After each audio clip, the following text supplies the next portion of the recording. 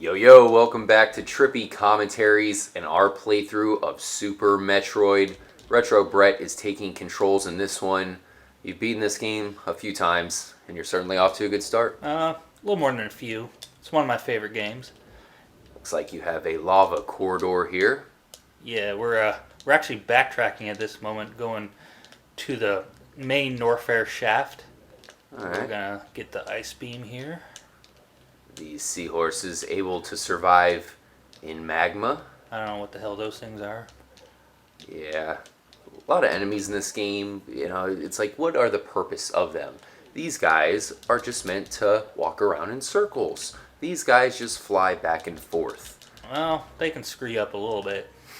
Take a little bit of damage from you, but not too much. I mean, really, they have the same things in common with Goombas and Koopa Troopas. No reason for their existence other than to just go back and forth in a small location. Well, the little things that crawl around along on the ground kind of look like them. That's true. Goombas. Now, one thing that's interesting about Super Metroid that I wanted to talk about, and really every Metroid in general, is I like how this game gives you a sense of exploration. You know, obviously you're trying to explore everything, but at the same time, the rooms aren't always huge, you know, so you can really explore an entire room in a short amount of time, feeling like you've explored everything, and then you move on to the next room, and then you start all over. So there's a lot to explore, but it's kind of crazy how they give you small forms of it, and that continues. Sometimes, but later in the game, especially in lower Norfair, there's a lot of items that you have to... If you don't know where they are, they're impossible to find. Yeah. So, a lot of missile expansions that you're like... If you want to get 100%, it's just really hard to do so. Yeah. Yeah, I mean, with this game, it's really going to be different when you play it the first time compared to the repeated playthroughs. The first time, you're not going to know what the hell's going on unless you have a guide or someone helping you out. You need to have a guide. I mean, otherwise you'll spend... I think the first time I played with my cousin, it took about 10 hours for me. I was going to say, it had to have taken more than 10 hours if you're trying to figure everything out. Especially in this game, man. It could get really hard. Some other Metroids...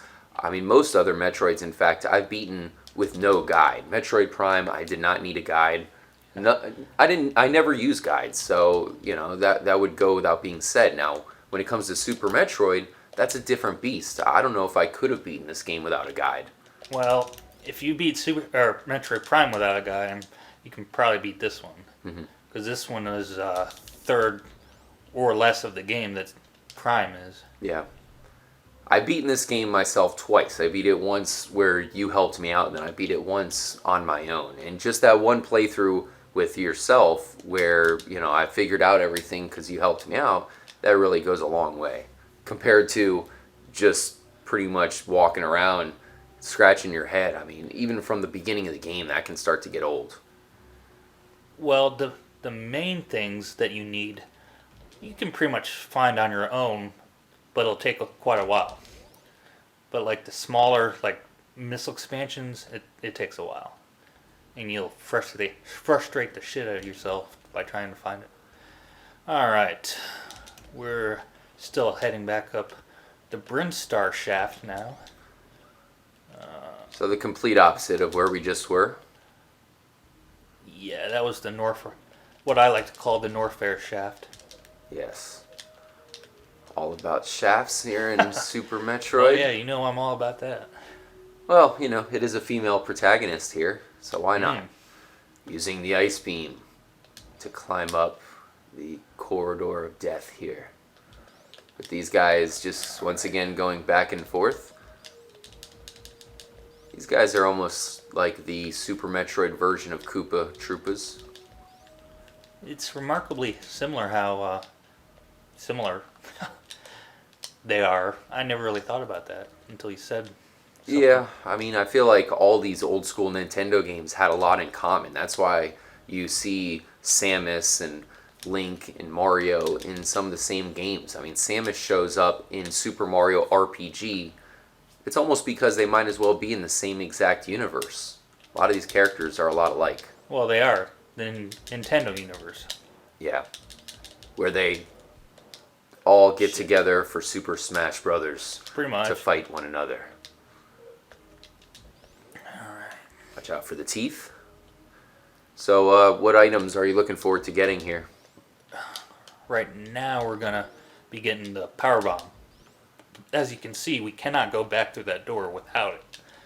Blue or yellow doors are power bomb doors. So is Green it Kevin doors. Nash? Kevin Nash who gives you? Does he teach you the power bomb? No. That would be pretty sweet. Batista or someone. Okay. We have a new Oh, song crap. that starts playing. Watch out. Damn it. It's got you. So we recently went to go see the It's newest. eating me out, man. What the We went to go see the newest Star Wars, and I think we'd be remiss if we didn't mention that during this playthrough. You know, with the newest Star Wars now out, everybody's talking about it. I feel like this game kind of set in a very similar atmosphere. Let's see, I think there's something behind this wall. You got a secret around here? It feels a lot like some of the Star Wars aspects have been taken for this game. You know, stormtroopers look a little bit like Samus, I'd say. Somewhat.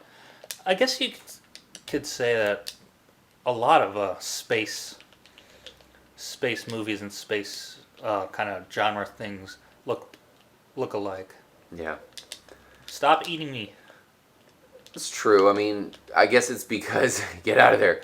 It's because we really don't have a huge familiarity of what is in space, if there isn't anything. So anything that we see in movies, like aliens or creatures, are basically a product of somebody's imagination. What the hell? Why are you not dying? They've hatched from their cocoon. But yeah, I see what you're saying. I mean, we talked earlier in the playthrough about how you could tell this game takes a lot from the Alien series. And the Alien series took a lot from Star Wars. Man, this thing looks like you're in somebody's stomach or something. Damn it. Fuck. Good thing is these things don't take a whole lot of life. No, not at all. In Metroid games, a lot of the times you don't even care if you get hit by something or injured. They give you so much life. You just walk through Especially stuff. in this one. Metroid Prime, sometimes you need all that life. Like Meta Ridley battle. Yeah, at the end. Especially if you're playing the game on hard. If you're not skilled and you don't know his pattern, he can really fuck you up. Now, I do want to mention, if you do play these Metroid games on hard, all it does is it ups the damage intake, so all of the enemies are stronger and your weapon is weaker. So they pretty much just combine those two to make a hard mode. I know sometimes there could be different enemies in different rooms, but for the most part, that's the real challenge. You get more damage when you do stuff like that. Well, Fall into the pit. I never looked at it like that. I always looked at it that number one, the monsters do more damage and they're tougher. I never looked at it that your weapon is weaker. Yeah, I mean, you could say it obviously as maybe your shields are lower as well. But when it comes to game code, you know, I think it's probably just the enemies are stronger and they dish out more damage as well. Going down. Going down. Samus is thinking The about long shaft. what she will do when she blows the planet up. Like, when I'm done, I think I'm going to go play some Nintendo. Perhaps Super Star Wars. Did you ever play those games? Come again? Super Star Wars for the Super Nintendo? No, I haven't. They were hard as hell. Well, it seems like a lot of the first NES games are really, really impossible. No, we can't go here. My bad. I'd say Super Star Wars is probably the hardest series of games for the Super Nintendo. It's a trilogy, of course. You have Super Star Wars, Super Empire Strikes Back, and Super Return of the Jedi. They were all very challenging. Well, I thought you said Castlevania was pretty hard. Yeah, but those games, I would say the harder Castlevania games are for the original NES. I would put Super Star Wars above Super Castlevania as far as how hard it is. Super Castlevania is not too difficult. I really haven't beaten the entire game myself, but I still wouldn't put it on the same level as Castlevania 1, 2, and 3. And even the original Metroid. I mean, what would you say if you're just looking at the Super Nintendo? Do you have any games that come off the top of your head as far as the hardest game for that console? Castlevania's pretty tough, but I've beaten a couple of them. There is actually a missile expansion right up top there on the left-hand side of the wall, but it's really, really difficult to get. So how are you going to go about getting that? I don't know if we are. I'm just Still, pointing out where it is. Still not even sure if we're going to go for 100% or not. Well, if we don't get that, we can't get 100%. I'd say we'll have to see how it goes, what kind of position we're in, if we feel like doing a 100% roundup. Considering we're just giving our commentary, that's the most important thing, beating the game and obviously letting you guys know what we think about everything. That's the most important thing. Speaking of, what the hell do you think of this guy? Crocomire? Yes, Crocomire. Oh, shit. Pretty easy in my book. Although, Well, you're running there's low really on not health. much to him. All you have to do is keep hitting him, and he'll go back. Do you have to hit him when his mouth is open? Yes. Kind of like Kraid. This thing has some really crazy deviant art, and obviously just art that's been made since the game has been released. The game doesn't give too much as far as detail. You just see half of it. It's not a three-dimensional picture, and when you see what they have in mind for this thing now, of course, it has made an appearance in some other games. But I'd say, man, this thing is pretty sweet. I love the design of it, and I hope they bring him back again. Falling into the beer. You must be allergic. It does kind of look like bear. Maybe he's gluten intolerant. This is a pretty memorable boss battle, I'd say. Well, there isn't much to it. Ooh, into the spikes. I'm gonna super shoulder it. Ooh, Shine Spark? Yep. And I don't have any energy tanks left. Shit. That's not good. Damn it. Oh, and you have a boss battle? Fuck. What the fuck? You're done. Nah. Oh, okay. There you go. Now you have some energy. Plenty of it. So, my question is, how did he get up here? Go down under the lava and get back up on the other side? I guess it's just a ghost, right? No, the first time I didn't know it was going to happen. It scared the shit out of me. I was like, fuck. How do I kill this? I was worried because I didn't have much life left, and I thought that I was going to die because I didn't know, of course, how to kill that version. Luckily, he just kills himself, I guess. So moving on. Let's see. We escaped the beer here. Samus is not a very big beer fan. She's more hard liquor. Oh, yeah? Yeah. Let's see Samus getting down on some tequila. Oh, missile expansion. I don't think she likes Fireball at all. Yeah, that's Much like true. me, I really can't stand this stuff. She definitely cannot handle it, at least until she gets the Barrier suit. Then maybe she'll have a shot or so. Funny man. Look at these guys, man. The blue balls. Don't you hate blue balls? I think we all do. Okay. Every man does. Gotta power bomb the rocks out of the way there. Get the fuck out of my way. And Yeah. I believe this is where you have to take Jump. the leap, go launching across the level. And I think we're actually about to get a pickup, aren't we? Yep. Yeah. Nice. Behind this door is Nailed it. And here we have the grappling beam. the grappling beam. Kind of useless, other than, of course, just getting from one place to the other, like Indiana Jones. Well, in this game, unlike Metroid Prime, you can actually use the grapple beam whenever you want. Whereas Yeah. Metroid Prime, you can only use it Yeah, you get the grappling hook. Yeah, when there's a hook available. And you can actually use this one kind of as a weapon, Mm-hmm. although I wouldn't recommend it because it's pretty weak. But Now, I'm not a huge fan of the grappling beam in this game. I think the controls are a little bit wonky. Now, I really kind of like the grappling beam in Metroid Prime. I was kind of surprised that a couple of people complained about that. I mean, I thought it really felt cool. Yeah, it felt like an afterthought, and there wasn't a whole lot of places to do it. Even in Metroid Prime 2, it was still underutilized. But I did feel like it felt good when you did get to use it in a three-dimensional landscape like that. oh yeah, I actually want to play through that. I played through it quite a bit, but I want to play through it again. We'll definitely be doing a playthrough for the channel. In fact, that might be the next Metroid game that we get to, is Metroid Prime. And you can use these guys, some of them, to grapple off of. Yes.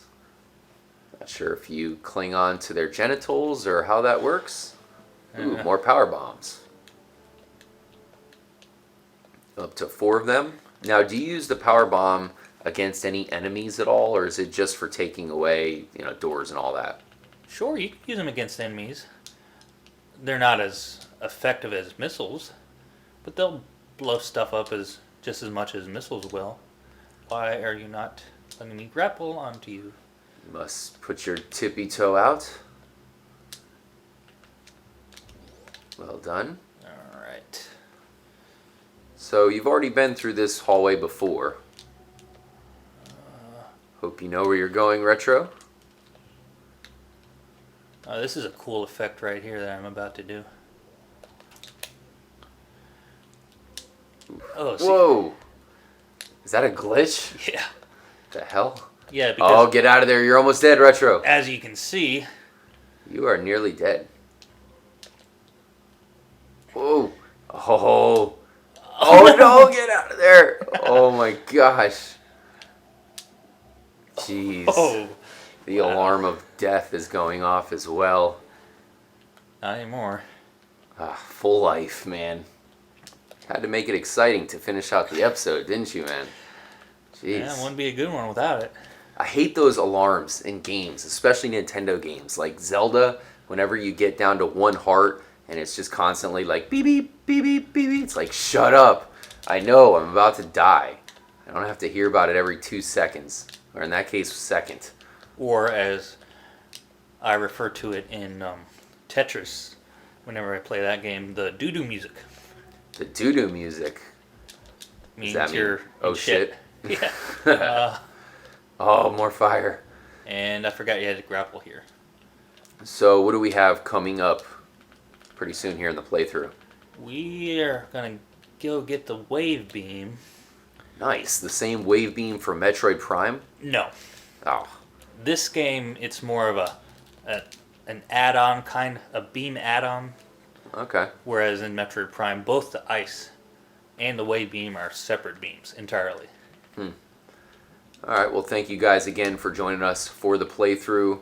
Are there any save points around? I'm trying to think. Doesn't look like it. Sure.